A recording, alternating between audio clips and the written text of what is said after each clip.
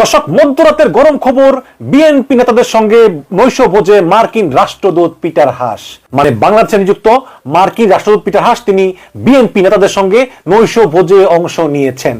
আপনারা প্রশ্ন করতে পারেন যে হতেই তো পারে, কিন্তু দেশের এই ক্রান্তিকালে, দেশের এই বিপজ্জনক পরিস্থিতিতে যেখানে 28শে অক্টোবর কি হতে যাচ্ছে সবার মনে ভয়, না জানি কি হয়। কিন্তু আমরা যদিও খবর পাচ্ছি যে আওয়ামী লীগ একটা সংঘর্ষ করার জন্য, ভায়োলেন্স করার জন্য তারা এই ঢাকা সহ সারা দেশে তাদের যে এই মাদকাসক্ত চাঁদাবাজ মাস্তান গুন্ডা বাহিনী, ক্যাডার বাহিনী রয়েছে, যারা চাঁদাবাজি টেন্ডারবাজি করছে, তাদেরকে ঢাকা এনে মিটিং করছে দফায় দফায়, যারা অস্ত্র চালাতে পারে। 28 তারিখের যে প্রোগ্রাম, বেশ কয়েকটি রাজনৈতিক দল কিন্তু ওদিন প্রোগ্রামের কথা বলেছে। বিশেষ করে নয়াপল্টন, বায়তুল মোকাররমের দক্ষিণ গেট সহ বিভিন্ন জায়গায় প্রোগ্রামের কথা বলা আছে।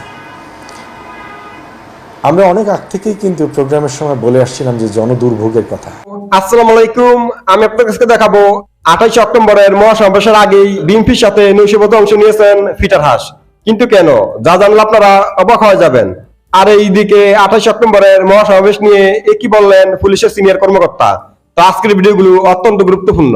আমি আশা করবো যে আপনারা এই সম্পূর্ণ ভিডিওটি দেখবেন, আর এই সম্পূর্ণ ভিডিওটি দেখলেই বিস্তারিত জানতে পারবেন।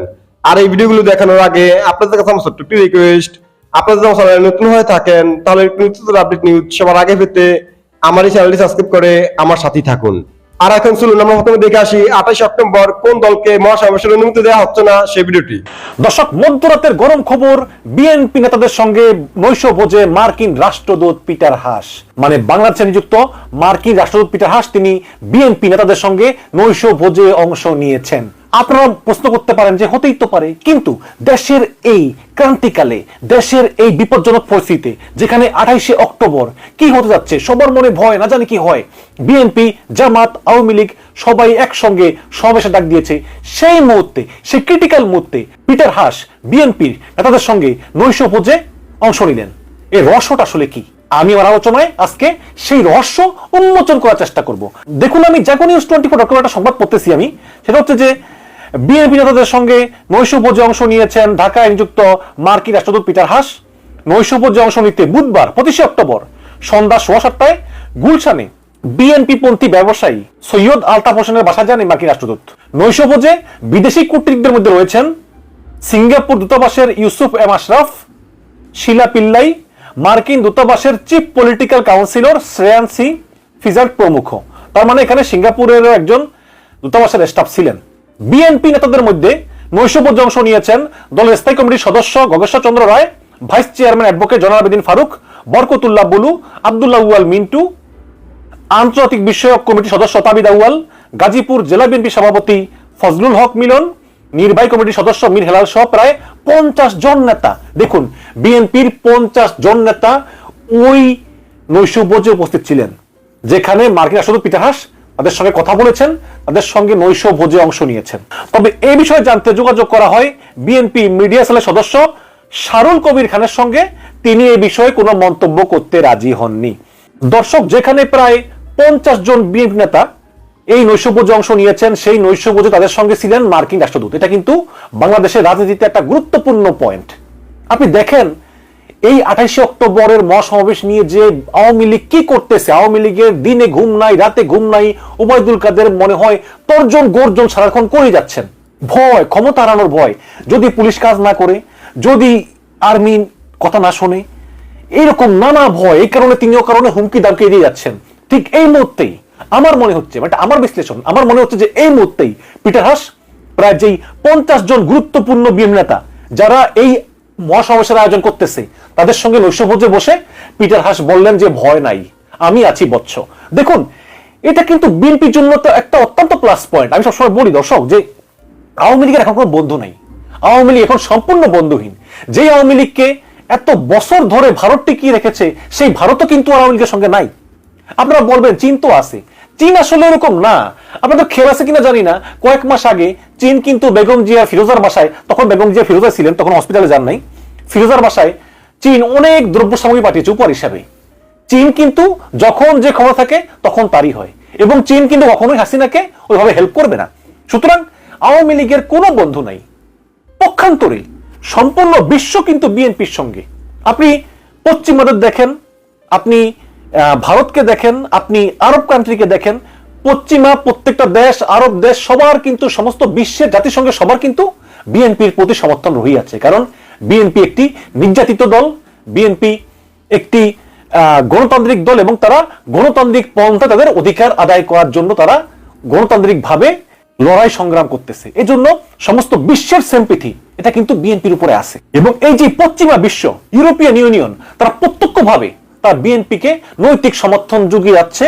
এবং আমেরিকা সরাসরি তারা চায় যে হাসিনার পতন হোক, পতন হয়ে জনগণের সরকার ক্ষমতায় আসুক। এবং আমি মনে করি জনগণের সরকার মানে তো বিএনপি সরকার। সুতরাং আজকে এই নৈশভোজে পিটার হাস উপস্থিত ছিলেন, যেখানে আরো 50 জন নেতা উপস্থিত ছিলেন। নিশ্চয়ই নৈশভোজের ফাঁকে ফাঁকে অনেকের সঙ্গে পিটার হাসের কথা হয়েছে, কোনো সন্দেহ নাই। সেখানে পিটার হাস একটা কথাই বলেছেন, তোমরা ভয় পেও না, তোমরা বুকে সাহস রাখো, তোমরা আন্দোলন করে যাও। আপনি যদি আমার মাথায় বাড়ি দেন, আমিও তো দু একটা দিতে চেষ্টা করবো। সরকার যদি সহিংসতাকে উস্কে দেয়, তাহলে আমরা তো ছাড় দিব না। 28শে অক্টোবর আপনার 2006 সালের সেই 28শে অক্টোবর আওয়ামী লীগের নেতৃত্বে সেদিন ঢাকায় লগি বৈঠা নিয়ে ঢাকায় আসছে অবরোধ করতে, এবং সেদিন তারা মানুষ মেরে, বৈঠা দিয়ে মানুষ পিটিয়ে একটা পৈশাচিক উল্লাস করেছিল। কিন্তু বিপরীত দিকে যদি আপনি দেখেন, বিএনপি সহ আমরা যারা যুগপৎ আন্দোলন করছি, আমরা কিন্তু সর্বোচ্চ সহিষ্ণুতার পরিচয় দিচ্ছি। এখন পর্যন্ত আমাদের আন্দোলন থেকে রাস্তায় একটা গাড়ি ভাঙা হয় নাই, একটা গাড়ির গ্লাস ভাঙা হয় নাই, রাস্তা ওইভাবে অবরোধও করা হয়নি। রাস্তা অবরোধ করা হলেও সাইড দিয়ে মানুষ যাওয়ার, যান চলাচলের সুযোগ সুবিধা রাখা হয়েছে। কারণ আমরা একটা শান্তিপূর্ণ কর্মসূচির মধ্যে দিয়ে সরকারকে বাধ্য করতে চাই। সেই দিক থেকে আমরা সর্বোচ্চ সহিষ্ণুতার পরিচয় দিয়ে আমরা রাজপথে থাকতে চাই।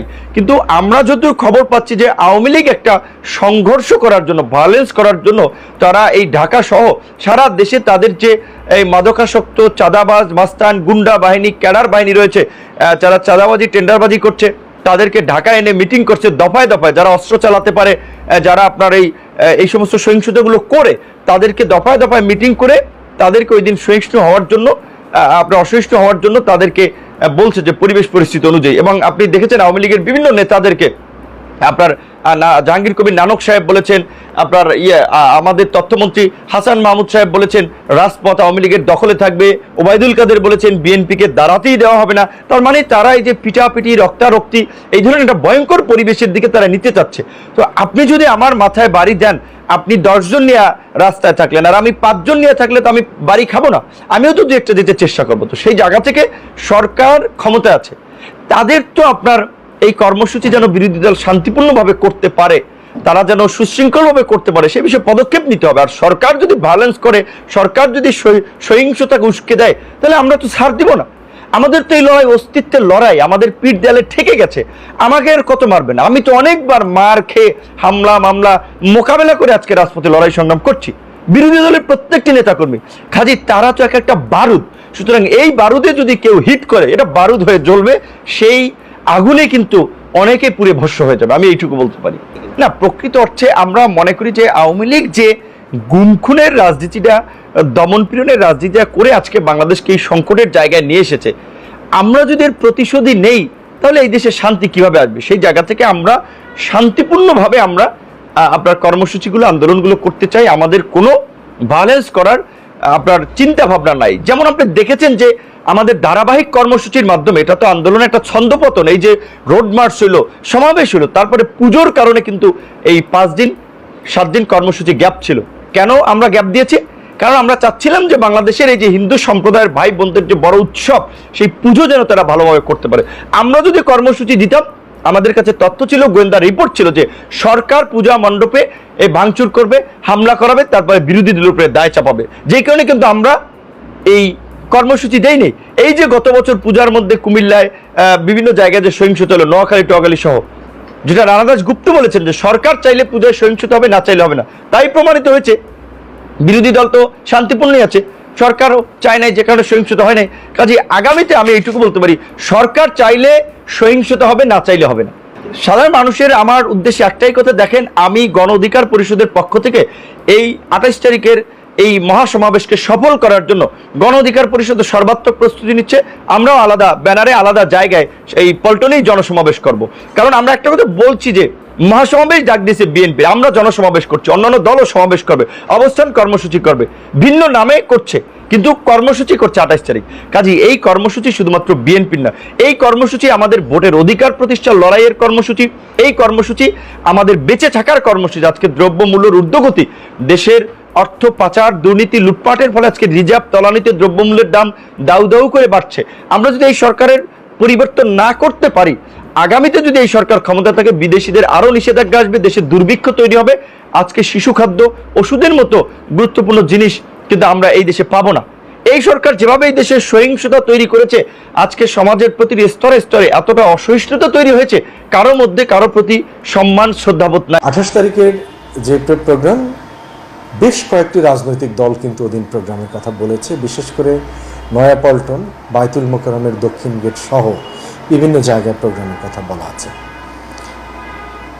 আমরা অনেক আগ থেকেই কিন্তু প্রোগ্রামের সময় বলে আসছিলাম যে জনদুর্ভোগের কথা, যে এই প্রায় 2.25 কোটি বা 2.5 কোটি মানুষ কিন্তু প্রচণ্ড চাপে থাকে যখন এই শহরের মধ্যে রাজনৈতিক কর্মসূচি থাকে। সেজন্য আমরা খুশি হতাম যদি সকল রাজনৈতিক দল তাদের রাজনৈতিক প্রোগ্রাম, বিশেষ করে এই ধরনের সমাবেশ বা মহাসমাবেশ যেখানে প্রচুর লোক সমাগম হয়, সেগুলো যদি তারা কোনো উন্মুক্ত স্থানে কোনো মাঠে করতো, সেটি আমাদের ঢাকা মেট্রোপলিটনের জন্য আমরা মনে করতাম যে সহায়তা হতো।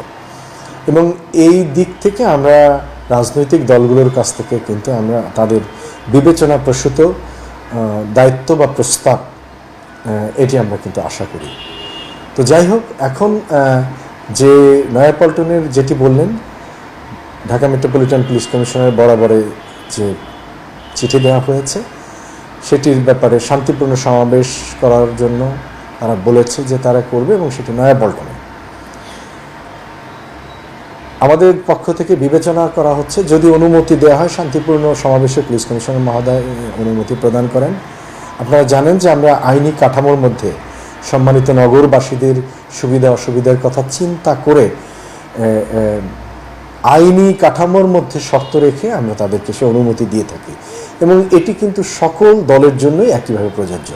আমি আশা করছি যে আপনারা সম্পূর্ণ ভিডিওটি দেখেছেন। আপনাদের যদি বিষয়টি নিয়ে কোনো মতামত থাকে আমাকে অবশ্যই কমেন্টে জানাবেন। আর আপনারা যদি আমার চ্যানেলে নতুন হয়ে থাকেন তাহলে আমার এই চ্যানেলটি সাবস্ক্রাইব করে আমার সাথেই থাকুন। তো দেখা হচ্ছে পরবর্তী ভিডিওতে।